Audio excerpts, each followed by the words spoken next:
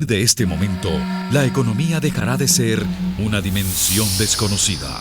Así que prepare su calculadora, abra su mente y evalúe las posibilidades de inversión. RCR Negocios presenta La Otra Vía, una forma de entender la economía como parte de su vida cotidiana. ¿Qué tal, amigas y amigos, consecuentes oyentes de Radio Caracas Radio? Bienvenidos a La Otra Vía, que llega a todos ustedes gracias al respaldo que recibimos en la gerencia de Jaime Nestares, en la gerencia de producción de Wilix Arcaya, en la producción de La Otra Vía de Solito Adrián, control técnico, y nos acompaña George Castillo. En la conducción y moderación, Aurelio Concheso, y quien les habla, Edesio Brito Escobar, disculpando a Ligia, quien por motivos de salud no puede acompañarnos esta mañana, pero bueno, ya estamos seguros que la próxima semana la tendremos con nosotros. Nosotros tenemos que luego recordar que vamos vía internet. Adicionalmente, que quien lo puede hacer puede seguirnos vía Twitter, @RCR750, @La Otra Vía. Asimismo pueden seguirnos @RCR.tv, tanto por internet como por móviles, haciendo uso de sus móviles inteligentes. Síganos por Periscope, @RCR750. De igual manera, les recordamos que pueden acceder a nuestro blog www.laotraviarcr.blogspot.com, en donde no solamente tenemos nuestro archivo de nuestros últimos programas, sino también de nuestros últimos editoriales. Asimismo, tenemos allí fuentes de información económica nacional e internacional diferentes a las nuestras. Siempre lo decimos y siempre lo repetiremos. No se conformen con una sola fuente de información. Traten de nutrir su visión, su conocimiento y su apreciación sobre el tema económico, por aquello que nos motivó a nosotros hace 20 años, y es siempre darle importancia a la parte económica. Cuando arrancábamos éramos tímidos en la apreciación sobre el tema económico, pero insistíamos en que el tema económico podía en algún momento determinado cambiar su rumbo y su planteamiento, y bueno, se presente un señor que se llama Hugo Chávez y comenzó este samplegorio, y tú me perdonas la expresión coloquial que estamos usando, para llegar en lo que estamos viviendo en este momento. Como lo hacemos semana a semana, hoy vamos también con nuestro editorial. Es un editorial que nos va a dar la oportunidad no solamente de entrar en un tema que nos interesa profundizar en este momento, sino que nos va a permitir, afortunadamente, finalmente hemos llegado a ese objetivo de conversar con un experto en el tema de las criptomonedas. Tantas sugerencias, tantas recomendaciones que nos venían haciendo desde hace varios meses, y finalmente tenemos a una persona que nos va a ayudar a transmitirle a ustedes lo que es el manejo de la criptomoneda y, como dicen algunos ahora, la situación que vivimos nosotros con el petro, y que algunos lo están llamando lo están ya definiendo con nuestra coronavirus, que es el petro venezolano, por justamente hacer un poco de broma nada seria sobre lo que está pasando con China, y es el elemento salud que se despliega por todo el mundo en este momento. Pero bueno, vamos a dar lectura a nuestro editorial, y es que lo ha titulado Aurelio, el Banco Central de Venezuela y sus reservas operativas. Dice lo siguiente: las reservas internacionales que reporta el Banco Central de Venezuela han venido descendiendo de manera, al parecer, indetenible y vertiginosa desde su nivel de 15.579 millones en enero de 2016, con la disminución de 20% que han sufrido las reservas en 2019. La semana pasada, las reservas líquidas del Banco Central llegaban escasamente a unos 800 millones de dólares. Una cifra que indica que el tanque de gasolina, para utilizar un símil, se está secando de manera acelerada. Cuando los países llegan a ese nivel de pérdida de holgura, la búsqueda de mecanismos para fortalecer las reservas se vuelve perentoria.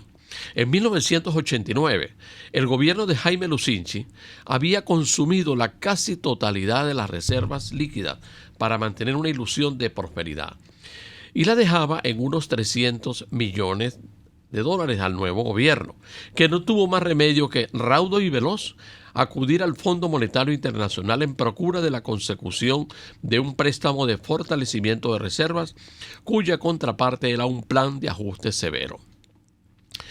En esta oportunidad, desde luego, se pregunta uno qué estará pensando Miraflores en cuanto a la forma de enfrentar esta crisis de liquidez, sobre todo con la producción petrolera en mínimos históricos y la economía cercana a la catalepsia.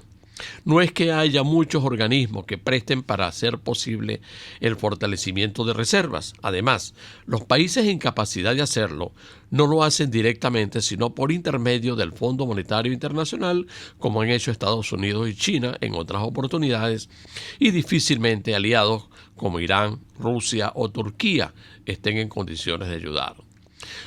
Una alternativa no convencional a este dilema sería aprovechar la dolarización transaccional que ya existe, ampliándola a una dolarización plena y acompañada de medidas que estimulen a empresarios e inversionistas a inyectar dólares a la economía. Pero no se debe olvidar que esa puerta únicamente se abrirá si hay un levantamiento, así sea parcial o gradual, de las sanciones internacionales impuestas al propio Banco Central, a PDVSA y a otras instituciones del Estado venezolano.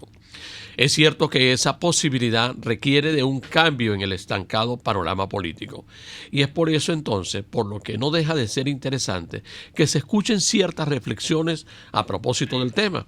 Y es que la renovación de la licencia para operar a Chevron, Schlumberger y Halliburton, como la decisión de la Oficina de Control de Activos Extranjeros, OFAC, en relación a transacciones del Banco Central y con el Fondo Monetario, el Banco Mundial, el Banco Interamericano de Desarrollo y otras multilaterales, pudiera ser una señal de que algo se mueve en esa dirección. De ser así, garantías brindadas a la inversión privada, acompañando unas señales positivas en cuanto a la renegociación de compromisos en estos momentos en cesación de pagos, serían elementos indispensables de cualquier intento de revertir la situación antes que el país se quede sin reservas operativa. Bueno, Aurelio, obviamente, como tú lo planteas allí, hay una serie de posibilidades, y hablamos de posibilidades porque insistimos en que tenemos que tener una visión mucho más abierta y positiva de lo que se plantea a nivel económico en Venezuela. Pero si nosotros aliamos esa situación o esa realidad con lo que se ha dado a nivel internacional esta semana en la parte política, uno dice, bueno, aquí como que se acabó las ganas o se acabó la esperanza, porque a partir de lo que ha significado una vez más la contraposición del juego político internamente, uno tiende a ser pesimista en algunos momentos. Pero bueno, es tu apreciación contra la nuestra y quisiéramos saber qué piensas tú, si eso no es suficiente para que tengamos que estar esperando entonces que a corto plazo no tengamos un berenjenal mayor que el que ya tenemos, ¿no? Bueno, lo que yo estoy planteando es que vamos a tener un berenjenal mayor, pero un berenjenal mayor que a quien más afecta es al gobierno, porque no es poca cosa quedarse sin reservas operativas. Y repito, eso requiere una serie de medidas económicas para fortalecer la reserva, porque ¿qué son las reservas? Las reservas son la forma de darle un respaldo a la moneda local. Todos sabemos que la moneda local está atomizada y que nadie la quiere, pero no es que ha dejado de circular, porque el gobierno sigue pagando la mayor parte de sus obligaciones locales en moneda local. Y si esa moneda tiende a tener cero respaldo, hay que tomar algún tipo de medida. La medida requiere que alguien le preste al Banco Central una cantidad suficiente como para que esa moneda pueda seguir circulando. Y cuando lo hace ese alguien, que normalmente es el Fondo Monetario Internacional, pone condiciones, como le puso a Argentina, como le puso a Venezuela en el 89, porque el Fondo Monetario tiene una serie de normas por las cuales se tiene que regir. Cuando un país quiere ayudar en eso, como pudiera ser que China lo quisiera hacer, lo que hace no es dar dinero directamente para fortalecer reservas, sino que lo da a través del Fondo Monetario Internacional o algún organismo parecido. Cuba tuvo durante muchos años el apoyo en esa materia de la Unión Soviética y el centro o el núcleo de países que giraban alrededor del rublo ruso. Pero Hoy en día Rusia es un país pequeño. Hoy en día la economía rusa no llega al tamaño de la del estado de Texas o de España. Entonces, en consecuencia, esto que está pasando es posible que lleve a la necesidad de que políticamente los venezolanos se pongan de acuerdo, porque nadie le va a sacar las castañas al fuego, o nadie tiene la capacidad de sacarle las castañas del fuego al gobierno de Maduro sin un fortalecimiento de la reserva. ¿Y cómo tú la fortaleces? Bueno, exportando más petróleo o exportando mucho más de otros productos que no estamos en condiciones de exportar, o con masivas inversiones de particulares, de ahorristas y de inversionistas que traigan su dinero para Venezuela por la vía del dólar. Entonces se abre un compás interesante, inédito, ciertamente inédito en la economía venezolana, pero parecido a lo que le pasó a Ecuador cuando dolarizó, en el cual si quieres que entre el dinero, tienes que obviamente dar garantías a la inversión privada y al ahorro privado, pero por otro lado tienes que dejar que fluya libremente. En ese sentido, por cierto, lo que pretende hacer la Asamblea Nacional Constituyente con poner un sobreimpuesto a las transacciones en dólares por encima del IVA, si es que entendí bien lo que dicen que piensan hacer, es un disparate, porque la economía que se dolariza prácticamente se sale del control de las autoridades fiscales venezolanas, a no ser que diseñen algún sistema fiscal en el cual la gente esté proclive a pagar el impuesto. O sea, no es que tú vas a hacer un decreto y la gente lo va a pagar. La gente lo pagará cuando no le quede más remedio o tengan alguna razón para hacerlo.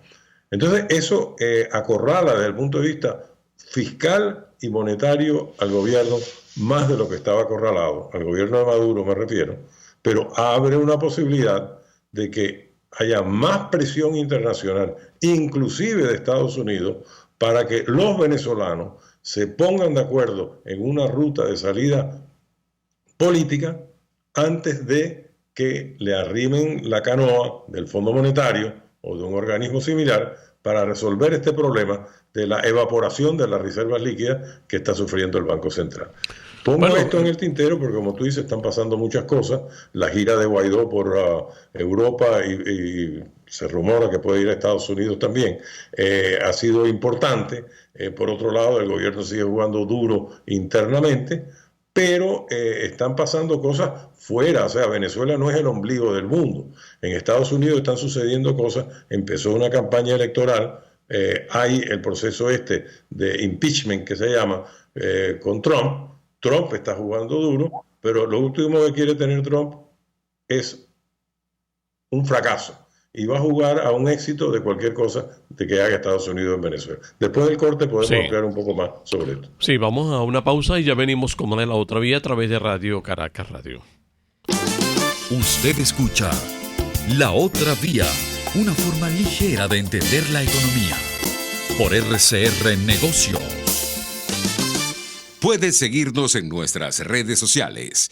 En Twitter, @RCR750, la radio que se ve. Celebra tu cumpleaños, fiesta aniversario o corporativa en Bueno Restaurant, donde puedas disfrutar de un ambiente agradable y degustar los más variados platos y pasapalos de la gastronomía nacional e internacional. Bueno Restaurant para gente especial como tú, en la 6ª Avenida de Altamira, entre 3ª y 5ª Transversal. Bueno Restaurant para disfrutar y degustar. Mingo, ¿y qué te dijo tu vecina hoy? Mira, Mingo, yo tengo la tesis de que si a todos los venezolanos les dieran la oportunidad de ir a recorrer países del primer mundo para que lo palpen, lo descubran y lo aprecien disfrutando lo que significa vivir con calidad, regresarían a Venezuela deseosos de replicar lo que vieron en esas ciudades maravillosas donde las calles son pulcras, las leyes se cumplen y los políticos se preocupan por mejorar la educación, que al final es lo que nos hace prósperos, independientes y libres. ¡Libres! Ah, no. Aquí ocurre todo lo contrario. Mientras más mamarracho y más grosero y más ordinario, más simpático. Yo no me imagino a Trump diciéndole a Melania el día de San Valentín: espérame, amor mío, que ya voy a darte lo tuyo. ¡Oh! Un horror, ¿verdad? ¡Un horror! Bueno, chicos, ese es el lenguaje de quienes ya llevan 20 años mal gobernándonos. Vulgares, ordinarios, malandros, Mingo, malandros. Cambio y fuera. Por todos los medios, con Mingo, de lunes a viernes a las 8 de la mañana, por rcr.tv, la radio que se ve. Ruedas, motores y algo más. El primer, único y más completo programa radial dedicado por entero al fascinante mundo de los motores y la velocidad. Ahora también los sábados, a las 5 de la tarde. Los fines de semana son de ruedas, motores y algo más, con Alberto Hidalgo Caro, por rcr.tv, la radio que se ve. RCR Negocios les está presentando La Otra Vía con Edesio Brito y Aurelio Concheso.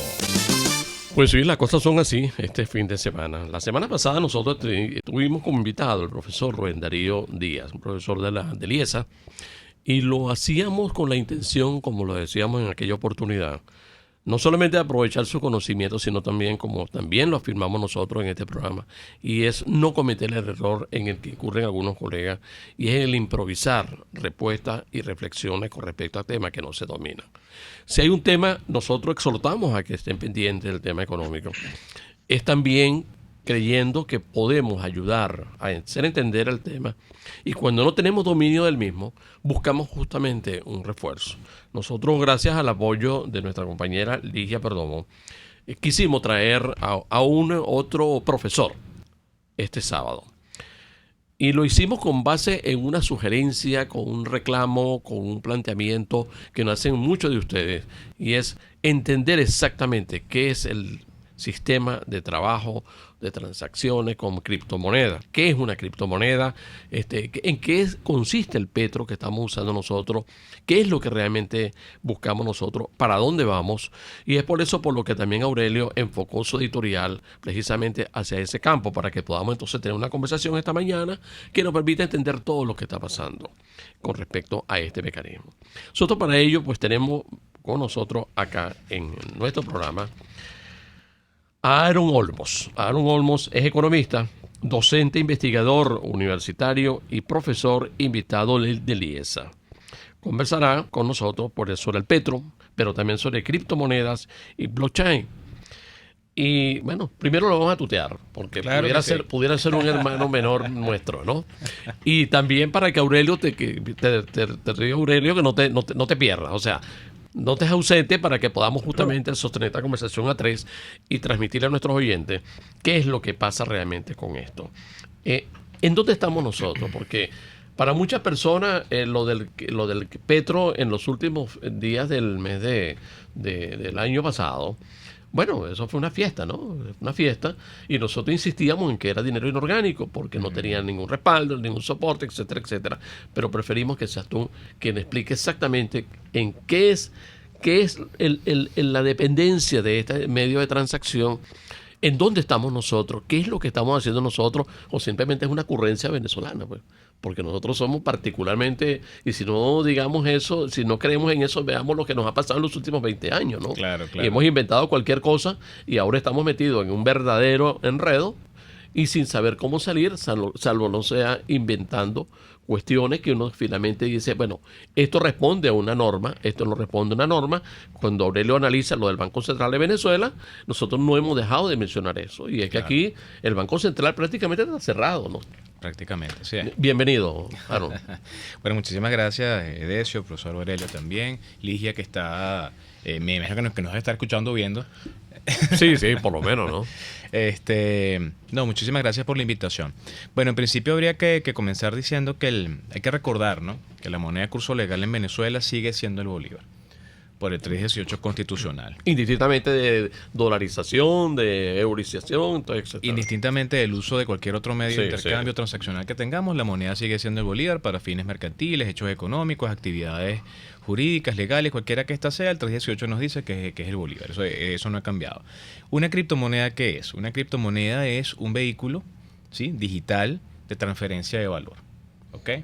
Simplemente son datos que se intercambian entre personas, entre partes, donde inicialmente, según la tesis original, que cumple ya 11 años este año, el Bitcoin, se establece en una red de personas conocidas, ¿no? Y esa red peer-to-peer, muy cercana, establece el intercambio de datos en términos de confianza y credibilidad entre las partes, donde el tercero confiable, que generalmente es una operación de intercambio de valor digital, entendámoslo ahora como dinero digital, generalmente es un sistema financiero, intermedio un banco central y hay un gobierno allí. Lo interesante es que en el sistema del Bitcoin como medio transaccional no existe banco central, no existe un gobierno y no existe una banca tradicional. Pero aquí tenemos una superintendencia, ¿no? No, ya estamos hablando de que es una criptomoneda. Vamos a ver qué es el petro, que no lo es tanto, ¿no? Ya. Entonces, en esa tesis original, la idea era que no intermediaran estos elementos de control, porque simplemente luego de la crisis financiera del 2008, para el creador del Bitcoin, el sistema financiero había fallado y se genera para él la crisis de la confianza. Se generan estos protocolos de transferencia de datos que se conocen como blockchain o cadena de bloques, que son los que permiten con un algoritmo, que es matemática, muy interesante, en Internet, con computación, generar este sistema confiable por su tecnología de transferencia de datos digitales, que es eso que conocemos como un Bitcoin, ¿sí? Lo interesante de esto es que se desarrolla en el año 2009, comienza a ser utilizado, no tenía precio desde el punto de vista del intercambio de las divisas en su momento. En 2013, allá a partir de 2010, algunas personas comienzan a establecer precios. Bueno, generar un Bitcoin me cuesta tanto, es una estructura de costo. A partir de ese momento, algunas personas o empresas comenzaron a utilizarlo como un elemento de refugio de actividades económicas, en el sentido que siempre que existe un mercado secundario, un grupo de personas que estén interesadas en recibir esto por dinero, bueno, habrá entonces un incentivo para que esto se siga utilizando. En la crisis griega económica de 2013 se le vio el sentido y el buen uso del Bitcoin cuando muchas personas, para respaldar su dinero, compraron estos Bitcoin con euros, y luego de que la crisis amainó, al vender estos Bitcoin descubrieron que recibieron más euros que los que habían colocado. Asumieron que era una herramienta de refugio, pero que además se les generaba un adicional, precisamente porque el precio de estos datos digitales en el mercado, por el uso que estaba teniendo, incrementaba. Entonces comenzó todo un mercado detrás de esto a nivel global. En Venezuela ya en el año 2012-2013 habían venezolanos que estaban utilizando esto como un medio de intercambio transaccional, pero dentro del ecosistema blockchain hay una actividad muy importante en su visión original, que es la minería. Y la minería es esa acción que, si el Banco Central o el sistema financiero está fuera de este ecosistema, ¿quién valida las operaciones de intercambio? ¿Sí? Si hay un algoritmo, hay computación, hay una matemática allí. Bueno, nosotros los particulares que decidimos adquirir equipos muy especiales de computación, asumimos el rol de esa banca tradicional para validar las operaciones de intercambio. Es decir, el trabajo de Satoshi Nakamoto transfiere ahora la responsabilidad de un tercero confiable a un grupo de personas de manera abierta, colaborativa, en una red de nodos globales, que son equipos de computación, que validan estas operaciones de intercambio. Entonces, lo que otrora hacía la banca, cuando uno pagaba con un punto de débito de un punto A a un punto B, y el punto C era el intermediario, que era el banco que validaba que era una cuenta del banco, tuviese saldo, todo lo demás, y emitía un mensaje a las dos partes. Ahora eso lo hacen los mineros, ¿verdad? De manera, en principio, altruista, entre comillas, pero luego entendemos que hay un incentivo económico, porque cada vez que un minero valida operaciones se queda con una comisión, y también hay una recompensa para esos mineros, ¿verdad? Dentro de este ecosistema, en la propia criptomoneda que están ayudando a validar, que sirve como un elemento de avance económico para ellos, ¿no? Y de hecho, el minero tiene una doble función.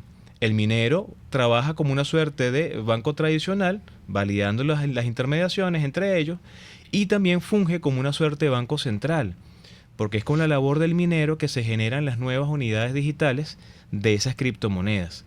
¿sí? Por ese algoritmo. Entonces, es muy interesante esa tesis porque ha funcionado muy bien durante 11 años. Y en el año 2017, ya recordamos nosotros que ya Venezuela tiene una sanción sobre unos bonos petroleros, de estas ideas muy, muy, muy locas y creativas e innovadoras que se pueden llegar a tener, pero que bueno, se escuchó. Surgió la idea entonces de crear algo para Venezuela en 2017. Si mal no Eso es iniciativa del gobierno venezolano, ¿no? Sí, de hecho hay que recordar, y esto hay que recordarlo porque es así, eso es historia. En el año 2009, en algún momento, en su momento Chávez salió a un evento internacional y habló de algo que se le había ocurrido, que era un petro, una moneda respaldada en petróleo. Pero nunca era blockchain, nunca era cripto. Sí, esa idea quedó allí en 2009. En el año 2017, en una reunión en octubre en el Banco Central de Venezuela, se dieron los primeros pasos para ver qué se podía hacer con esto.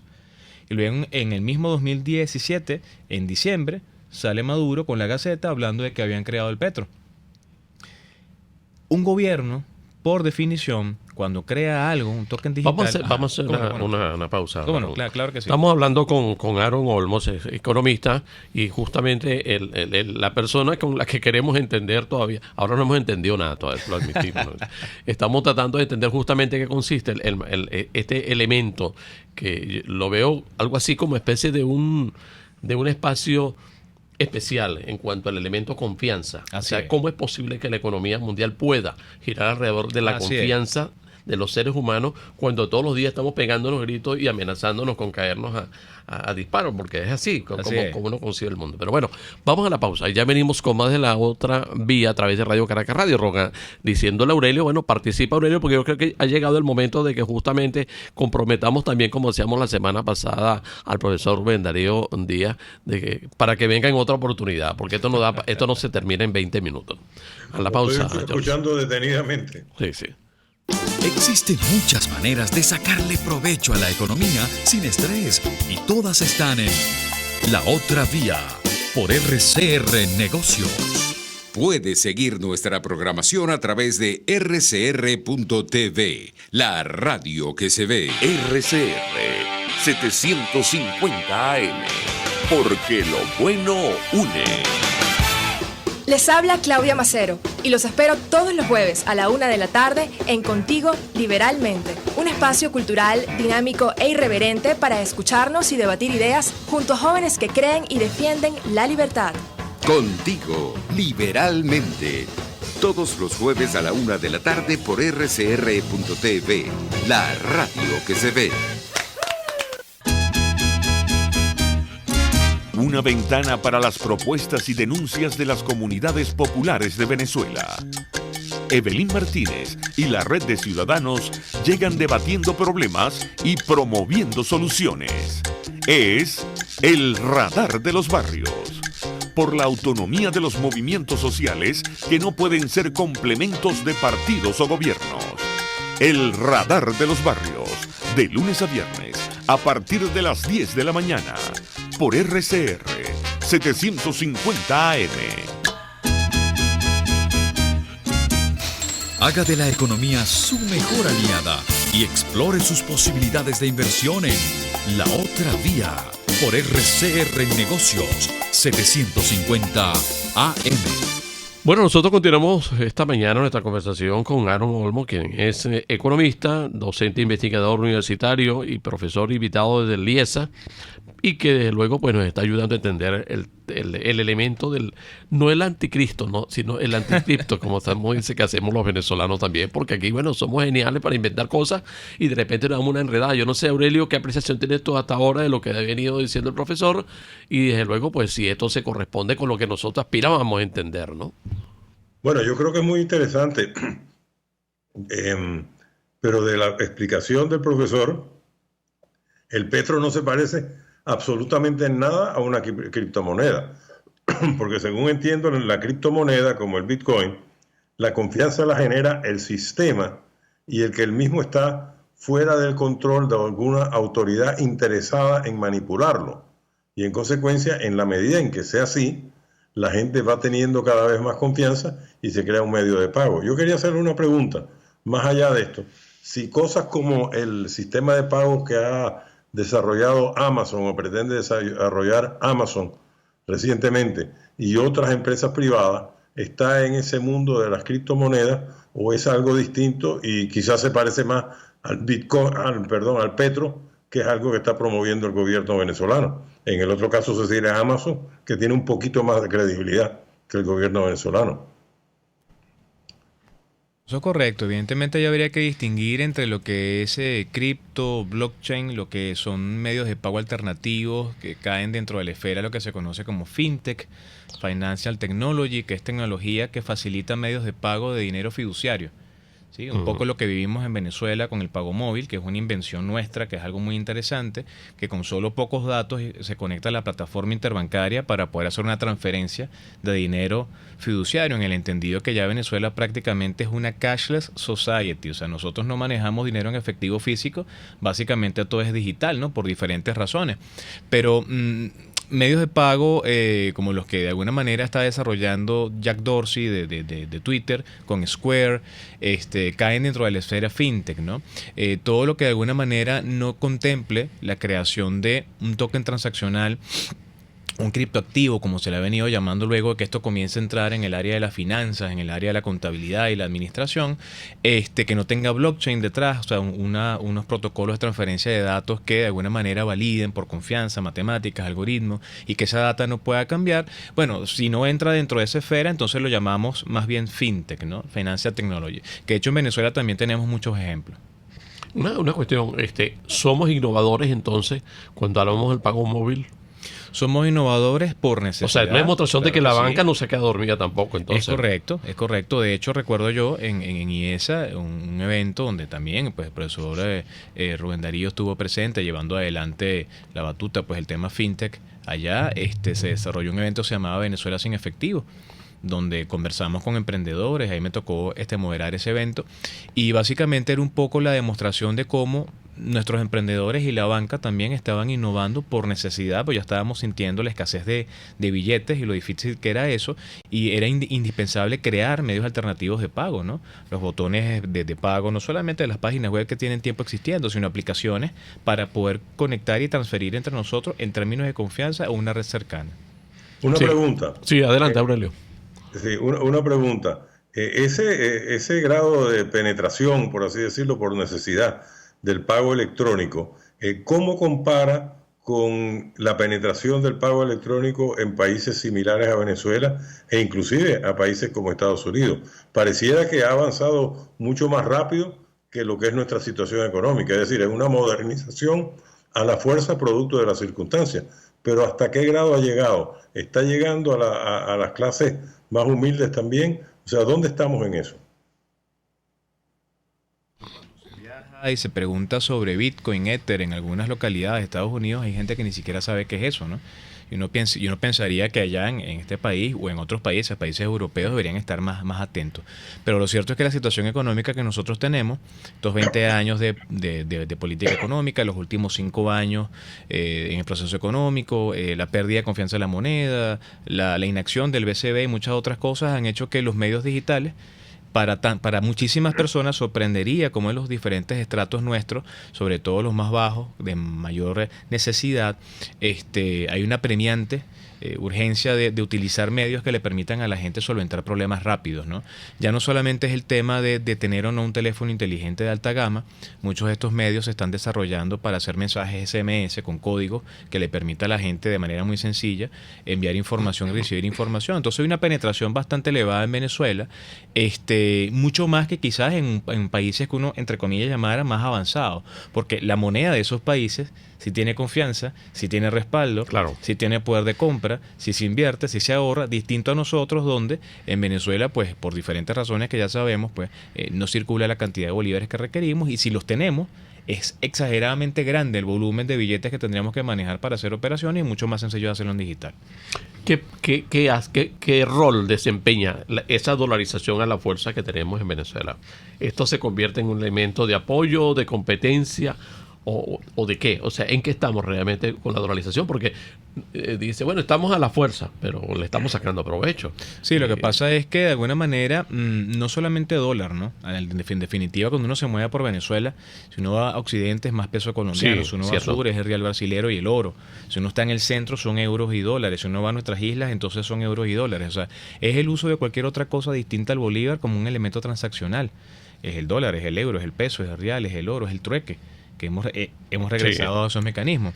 Entonces, en la medida en que la persona pueda tener algo que concentre mucho valor de intercambio en billetes de valor facial muy pequeñitos por tema de tipo de cambio, bueno, las personas lo utilizarán. Y de hecho la persona, hoy por hoy, uno puede ver en cualquier espacio, de repente uno va a un centro comercial, el señor que le dice a uno, mira, dale acá con el carro, ponga acá el carro, el dalero, ¿no? Que le dicen, tiene cambio y tiene vuelto, ¿no? En divisas, ¿no? Para estas cosas. Y uno dice, bueno, pero ¿qué está pasando? Bueno, está pasando que de alguna manera el ejecutivo sabe que eso está ocurriendo y que para ellos de alguna manera es evidente el hecho de que eso está colaborando a aliviar esa ausencia y esa tensión que tenemos todos nosotros en Venezuela de no disponer de un medio de pago en físico, ¿no? Para muchas cosas. No es el deber ser, porque no es nuestra moneda de curso legal, lo decíamos cuando arrancamos, la moneda de curso legal por el 318 es el bolívar. Sin embargo, estamos viendo gran cantidad de billetes y cada vez más, desde el año 2019 para acá, es mucho más notorio el uso por parte de todos los venezolanos, en cualquier estrato, en cualquier área, en cualquier región, de divisas, ¿no? O sea, no es algo exclusivo de una localidad. O sea, lo estamos viendo ya con bastante fuerza, ¿no? Sí, a propósito, esta semana veíamos con interés la televisión para internacional y veíamos lo que está sucediendo en España con el cambio de gobierno. Y algunas personas que fueron entrevistadas no eran venezolanos, eran españoles que han vivido acá mucho tiempo y están allá. Y le dice, parece increíble, parece que estoy en Venezuela. Porque aquí lo primero que ha anunciado el gobierno del señor Sánchez es justamente las restricciones. O sea, comenzamos a entrar en un proceso de restricciones. O sea que nosotros, en vez de presumir que somos un país con posibilidad de avanzar e imponernos en Europa, estamos entrando justamente en la fase que está entrando Venezuela. Pero hubo alguna persona que hizo referencia a lo que sí está pasando en la parte monetaria acá. Es decir, uno dice, ¿cómo es posible que tengamos todavía al frente del Estado venezolano tanta negación a construir y mantener confianza? Porque si hay alguien que tiene confianza en este gobierno somos los venezolanos, parece increíble. Y uno se las arregla para justamente, a pesar de este gobierno, seguir caminando, ¿no? Entonces, cuando uno oye lo que te está diciendo, profesor, sobre las criptomonedas y esto, nos dice, definitivamente seguiremos en esta marcha, ya no podremos salirnos de esta marcha, o por el contrario, en cualquier momento, como dice Aurelio también, porque el gobierno está hablando ya de restricciones con respecto a los dólares, ¿no? Entonces dice, bueno, ¿cómo es que tú no te dejas ayudar tampoco, no? Sí, ahí pasan muchas cosas y bueno, otra vez hay que decirlo, Venezuela es el epicentro para muchas cosas del desarrollo cripto mundial. O sea, no tanto porque tengamos desarrolladores haciendo criptomonedas en todos lados, que de hecho hay más de 18 proyectos venezolanos de cripto, ¿no? 18. Bolívar Coin, Arepa Coin, Real Coin, Perla Coin, Wolf Clover Coin, cualquier cantidad de criptomonedas en un mercado secundario que se mueven de una manera muy particular, ¿no? O sea, para determinados grupos.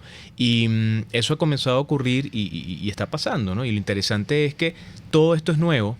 El tema de la articulación de medios de pago alternativos, de fintech, de medios de pago electrónicos junto con dinero fiduciario, tokens que no representan dinero formalmente, pero que se usan como tal, que se pueden utilizar durante un tiempo para fungir como elementos de intercambio, sean tokens digitales o sean con blockchain o sean cripto, no sean cripto, pero para las personas asumen que es así.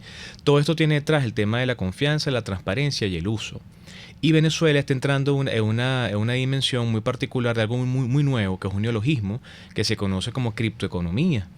Y bueno, no es un invento, ¿no? De hecho, ya el MIT en 2018 creó un laboratorio de cryptoeconomics, como ellos le dicen, que es el estudio de estos medios de pago nuevos que están siendo empleados en algunos países como elementos transaccionales para cubrir necesidades. Ellos ya están al tanto de que hace falta una política monetaria y fiscal, pero esto rompe con el esquema tradicional, porque esas políticas vienen de un ente gubernamental, ¿no? Sin embargo, el tema cripto, como bien lo decía Aurelio hace rato, desecha el control central, ¿no? Entonces es muy particular el hecho de ver que entonces somos los particulares los que tenemos que crear esas políticas, ¿no? Por esta transparencia y por esa manera como funciona esa blockchain.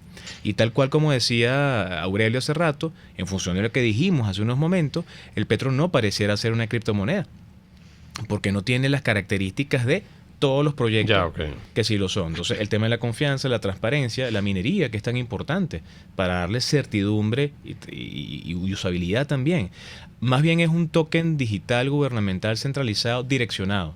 Un token multipropósito. O sea, un propósito político, ¿no? Totalmente político. Totalmente político. Entonces, bueno, el uso que se le está dando a nivel de cuenta es de transferencia. Aurelio quiere... ¿Qué dices, Aurelio?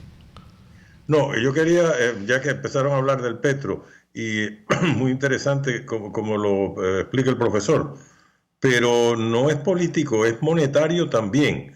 O sea, hay una intención detrás de eso, de poder inventar algo con una aparente tecnología moderna que sea lo mismo de siempre, que es la manipulación de la moneda por parte del gobierno, pero llamándolo ahora Petro, que es lo que está pasando. O sea, que monetariamente hay una intención ahí de continuar manipulando, pero con unos visos de modernidad. Vamos a una pausa en este momento para que cuando venga Harold, el profesor Harold le responda a Aurelio, porque definitivamente es un tema que nos lleva a un terreno en donde también nosotros queríamos entrar desde el comienzo. Vamos a la pausa y ya venimos con más de La Otra Vía a través de Radio Caracas Radio. Existen muchas maneras de sacarle provecho a la economía sin estrés y todas están en La Otra Vía por RCR Negocios. Sintonícenos a través de Periscope, @RCR750, la radio que se ve. En Global Therapy, Centro de Rehabilitación Física, aplicamos tratamientos personalizados para todas las edades, con equipos de última tecnología que te aseguran una rápida recuperación. Atendemos esguince, fracturas, lesiones deportivas, desgarros musculares y lesiones de rodilla. Búscanos en el Centro Comercial Multiplaza Paraíso, nivel empresarial 2. Teléfono 0212-461-9370. Global Therapy y despídete del dolor. La debilidad de nuestra economía es sorteada todos los días por personas con ideas creativas. Son emprendedores. Historias contadas por cuenta propia. La economía de carne y hueso. Comparta la suya también con Román Ibarra y Rolando Padilla. Por cuenta propia. La economía de carne y hueso.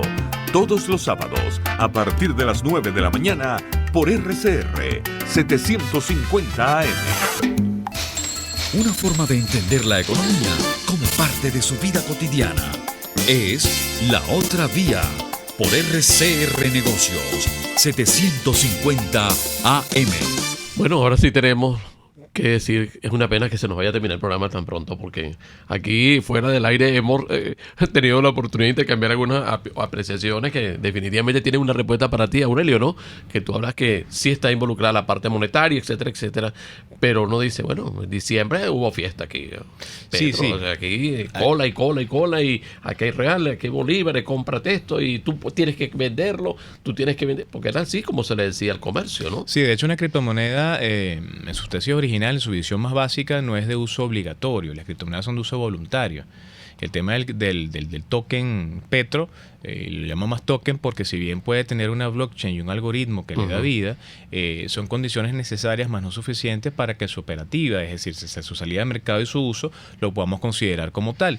Es un token direccionado, se utilizó como un elemento de transferencia de dinero, como un bono más, aunque no es bono. Entonces aquí hay un tema bien particular. Las definiciones que utilizamos del mundo de la economía y las finanzas, tratar de llevarlas al tema cripto es muy difícil, porque hay cosas que ya asumimos con esa semántica que está detrás de cada palabra, que no embonan directamente con un token digital o con una cripto. Hablar de algo monetario sí tiene efecto monetario, claro que sí, porque lo transformaste luego en bolívares y insuflaste una liquidez al sistema que hizo que los precios subieran y el tipo de cambio también cambiara, ¿no? Se elevara brutalmente de diciembre a enero, ¿no? Todos esos saltos que vimos, ¿no? Con la cantidad de bolívares que había. Pero es monetario y no lo es también porque tampoco hay un banco central detrás de eso, ¿no? Tiene una incidencia en la liquidez, pero resulta que los países que están tratando de llevar adelante un proyecto cripto están asumiendo que su moneda nacional posiblemente se transforme en eso y está siendo llevado desde un banco central. Aquí nuestro Banco Central está mudo, hay una inacción completa e interacción con respecto al tema Petro totalmente fuera, ¿no? Y quien está llevando esto es una superintendencia que está vinculada a una vicepresidencia económica. O sea que desde el punto de vista organizacional, en términos de la planificación y todo lo demás, desde el lugar de donde nace y todo lo que está tratando de dársele a nivel de su infraestructura, pues se está tratando de crear un ecosistema alrededor de este Petro. Cuando uno va a la Ley Orgánica de Administración de Sistema Financiero y recordamos el Sistema Financiero Público Nacional y la política fiscal y Ministerio de Hacienda y todos los entes adscritos, uno se pregunta dónde calza la SUNACRIP allí. Claro. Si bien tiene una ley del 30 de enero del año pasado, un sistema integral de criptoactivos, hay muchas cosas que no están claras. Y es lo que muchos de alguna manera vemos que desde el propio nacimiento, esa primera versión del Petro de 2017 creada por unos venezolanos, luego la segunda versión del Petro creada por no venezolanos, chinos, rusos, la plataforma Ethereum, luego la plataforma NEM, luego la tercera versión de ese Petro que es el que tenemos hoy, creado con el algoritmo X11, que es el mismo que usa Dash. O sea, venezolano. Ese sí es desarrollado por nosotros. Bueno, pues al final de cuentas ha pasado por diferentes escollos y no ha sido tan exitoso porque sigue un proceso de prueba, sigue una fase beta. Todo lo que estamos viendo nosotros son pruebas para saber qué otro uso le pueden dar. Y el problema es que se está imbricando con medios de pago diferentes, un sistema de hibridación de medios de pago en que está entrando Venezuela y que quizás otros países no tienen. Estamos llegando a eso por innovación, eso es interesante, pero en un momento en el cual a nivel de educación, a nivel de formación, a nivel de brecha tecnológica, a nivel de infraestructura, para poder hacer pagos digitales necesitamos luz eléctrica constante, internet que funcione, dispositivos que nos permitan conectar. Tenemos una cantidad de obstáculos allí y hay que ver cómo se va a sortear esto en el entendido que esto pueda servir para cubrir alguna necesidad. No, se nos acaba el tiempo, pero yo no puedo perder la oportunidad de hacer esta pregunta. Algunos comerciantes se han venido quejando de que ellos tuvieron la obligación de entregar mercancía a los consumidores a partir del manejo de una moneda que se llama Petro. Pero ese dinero no ha sido repuesto a las cuentas de los comerciantes.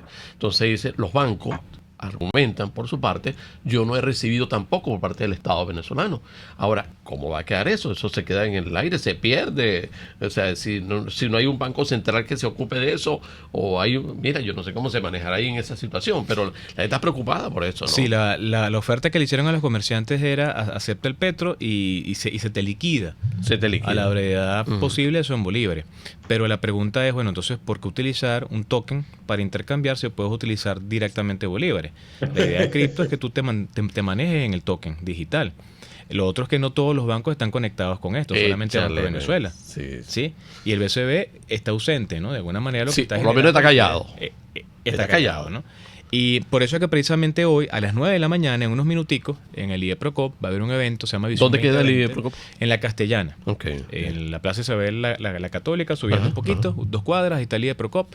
Un evento que se llama Visión 2020, donde vamos a estar hablando un grupo de contadores y economistas sobre la visión que se tiene desde la Federación de Colegios de Contadores Públicos sobre el desarrollo de la normativa, el boletín de aplicación BENNIF 12, versión 0, que es el posible ingreso de criptoactivos a las contabilidades de las empresas. No solamente Petro, Bitcoin, Ether, Dash y las criptomonedas nuestras a nivel de la tenencia, registro y expresión de los estados financieros. Bueno, de todo modo, desde ya, como lo hicimos la semana pasada de manera abusiva con Rubén Darío Díaz, es que queremos comprometer públicamente para que nos acompañe nuevamente. Nosotros creemos que definitivamente este es un tema al que hay que hacerle seguimiento por aquello de que si ha nacido del seno de la propia sociedad, como ha sucedido en el resto del mundo, nosotros también como ciudadanos estamos en la obligación de hacerle seguimiento, qué es lo que se quiere y para dónde se va. Ahora, ustedes ya como gremios están haciendo demostraciones de que por lo menos Callao no se va a quedar como el Banco Central, ¿no? No, para nada. De hecho, se está haciendo un trabajo bien interesante, técnico, profesional, académico, de investigación, para tratar de darle el mejor uso a algo que pareciera que llegó para quedarse. ¿Tú crees que llegó para quedarse? Sí, yo pienso que llegó para quedarse. De hecho, uno revisa, es la gran tendencia a nivel global. De hecho, la misma Christine Lagarde, quien fuese presidenta del Fondo Monetario Internacional, que ahorita es presidenta del Banco Central Europeo, ya tenía 2 años hablando, no tanto de las cripto, de la blockchain, que son los protocolos de transferencia de datos como un elemento de transparencia y seguridad. Y hoy estamos viendo que muchos países están jugando con la idea de crear su propia criptomoneda nacional. Bueno, ok.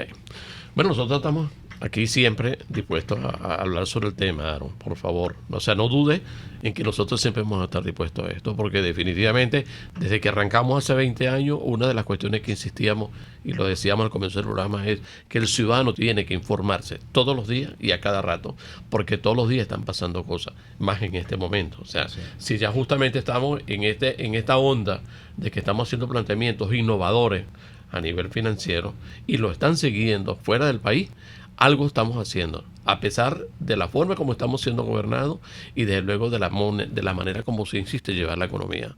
Porque esa es la otra parte y es uno de los temas que nos queda pendiente en este momento, y es que tú no te puedes plantear una economía en avance si tu visión es de retroceso, ¿no? Así es. Y eso es lo que nos está pasando, lamentablemente. También nosotros se lo atribuimos a que el sector político no se quiere entender. Y entonces el sector, el ciudadano, es el que está en la mitad de la jugada, sin saber exactamente a qué nos tenemos que tener mañana, ¿no? Así. Muchísimas gracias, Aaron. Bueno, hemos conversado con Aaron Olmos, quien, por supuesto, pues no solamente aceptó este madrugonazo con nosotros, sino también hacer posible que sostuviéramos esta conversación, que esperamos no solamente ampliarla y profundizarla en la próxima oportunidad que lo tengamos nosotros. Y sigan ustedes con Radio Caracas Radio. RCR Negocios presentó La Otra Vía, una forma de entender la economía como parte de su vida cotidiana. RCR 750 AM, porque lo bueno une. El siguiente espacio